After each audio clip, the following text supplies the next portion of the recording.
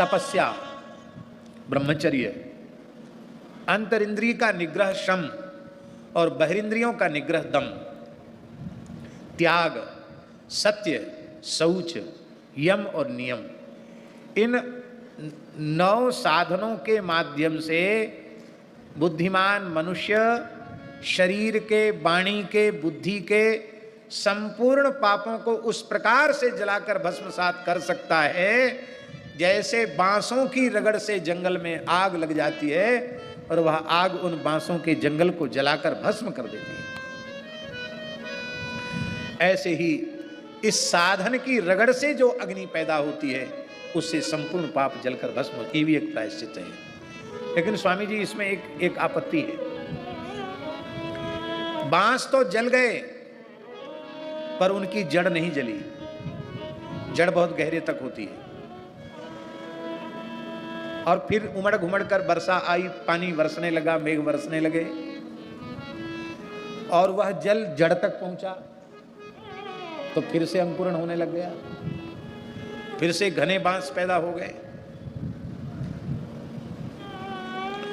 तो कर्म के द्वारा ये क्षय तो हुआ लेकिन उसकी वासना रही है जड़, तो निरापद नहीं है ये साधन, आपत्ति रहित साधन नहीं है।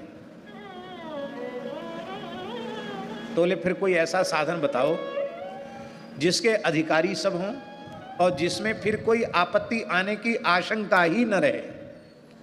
अंतिम साधन, आहा क्या कहना है। केवल भक्ति का आश्रय लेते, के चित केवल या भक्त्या, भक्ति का आश्रय लेकर क्या करते हैं, वासुदेव परायणा, भगवत परायण हो जाते हैं। ये भगवत परायणता क्या है,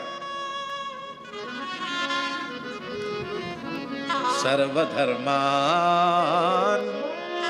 परित्यज्य मामेकं शरणं व्रज, अहं त्वा सर्व पापेभ्यो मोक्षयिष्यामि मा शुच।